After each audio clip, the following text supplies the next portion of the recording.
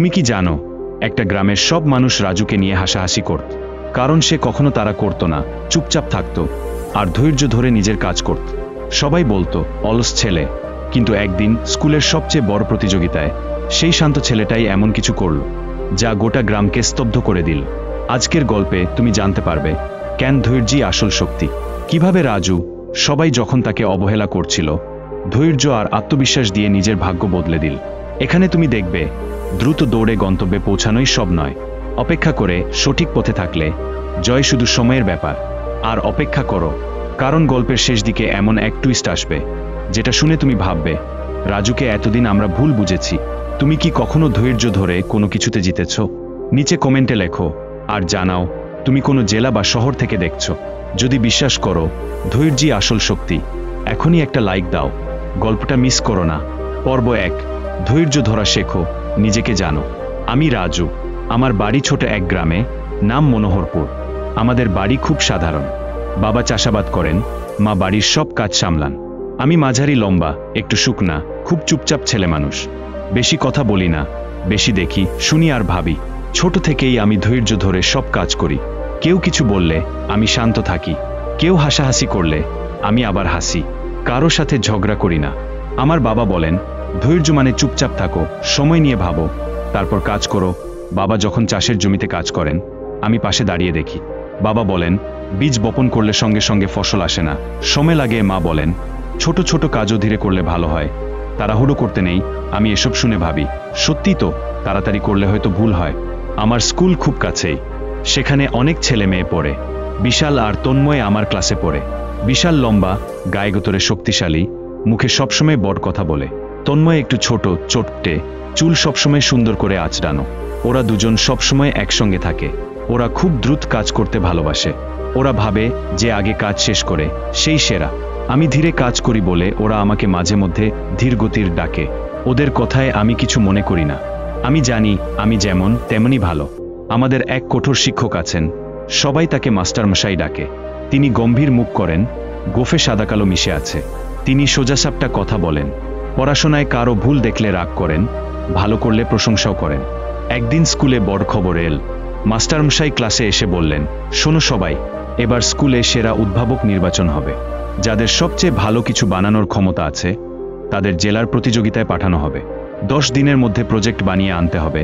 পুরো ক্লাসে সবার মধ্যে আনন্দ আর উত্তেজনা ছড়িয়ে পড়ল। বিশাল বলল, আমি রোবট বানাব। তন্ময়, তুই কি করবি? তন্ময় বলল, আমি বৃষ্টির পানি ধরার যন্ত্র বানাবো। ওদের কথা শুনে সবাই আরো উৎসাহী হয়ে উঠল। আমি চুপচাপ বসেছিলাম। কেউ আমার দিকে তাকিয়ে বলল, রাজু, তুই কিছু বানাবি? আমি শান্তভাবে বললাম, চেষ্টা করব। বাড়ি ফিরে আমি মাকে সব বললাম।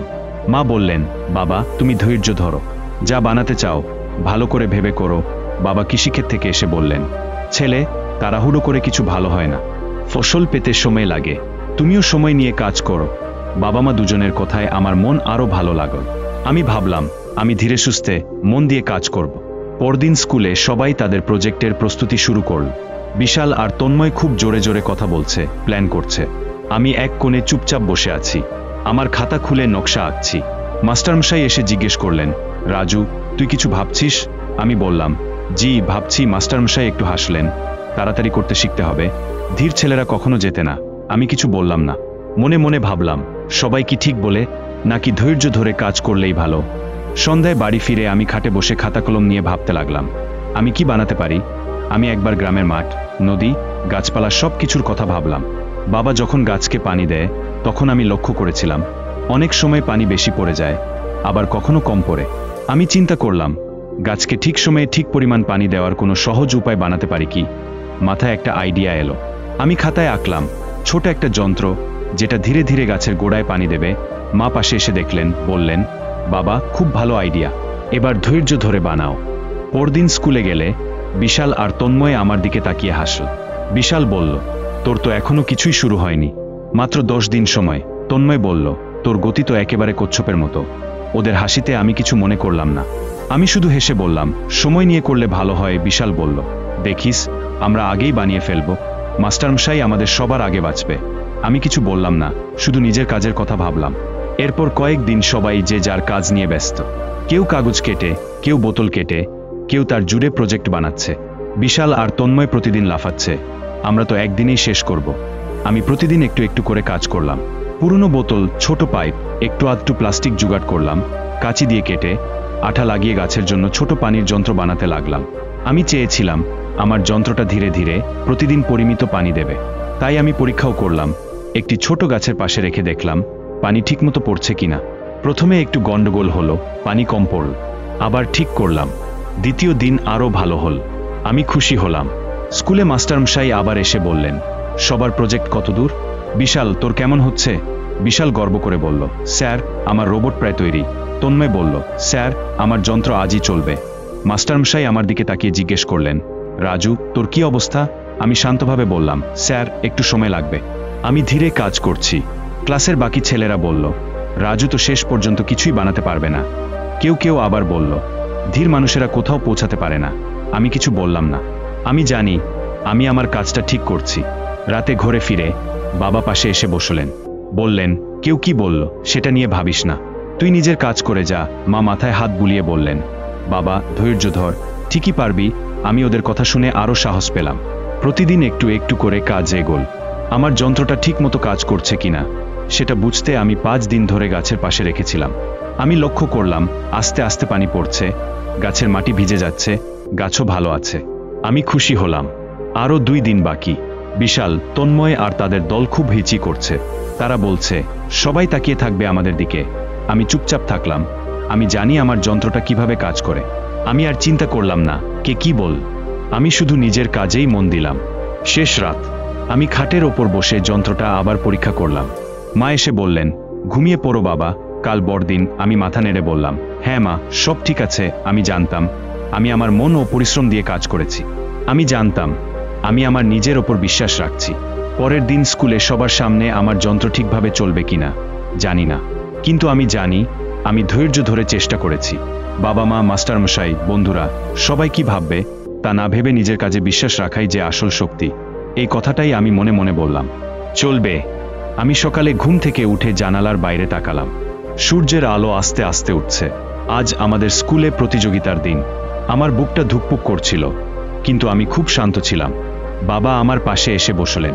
বাবা বললেন, রাজু, মনে রেখো, ধৈর্য ধরো, নিজের কাজ ঠিকভাবে করে যাও, তুমি পারবে। আমি বাবার দিকে তাকিয়ে হাসলাম। বাবার এসব কথায় আমার মনটা শক্ত হয়। মা এসে আমার মাথায় হাত বুলিয়ে দিলেন, তুমি আমার জন্যই জিতেছ রাজু, তুমি চেষ্টাটা করেছ, এটাই বড় কথা। আমি চুপচাপ মাথা নাড়লাম। আমার হাতে সেই ছোট বাক্সটা যেটা আমি 10 দিন ধরে বানিয়েছি। ওটাতে একটা ছোট যন্ত্র আছে যা ধীরে ধীরে গাছকে ঠিকমতো পানি দেবে। আমি জানি এটা কাজ করে। আমি নিজের চোখে দেখেছি। তবু মনের মধ্যে একটু টেনশন ছিল। সবাই কি বলবে জানি না। স্কুলে গিয়ে দেখি সবাই খুব ব্যস্ত। বিশাল আর তন্ময় নিজেদের প্রজেক্ট নিয়ে খুব গর্ব করছে। বিশাল চিৎকার করে বলল, দেখো আমার রোবট, আমি নিজের হাতে বানিয়েছি, 1 সপ্তাহ লাগেনি। তন্ময় বলল, আমার যন্ত্র বৃষ্টির পানি ধরে রাখে, কত সুন্দর তাই না? ওরা আমার দিকে তাকিয়ে হেসে বলল, রাজু, তোরটা কোথায়? তুই তো ধীরে চলিস, তোর কিছুই হবে না বুঝি? আমি কিছু বললাম না, শুধু ছোট বাক্সটা নিয়ে চুপচাপ লাইনে দাঁড়ালাম। সবাই হাসাহাসি করছিল।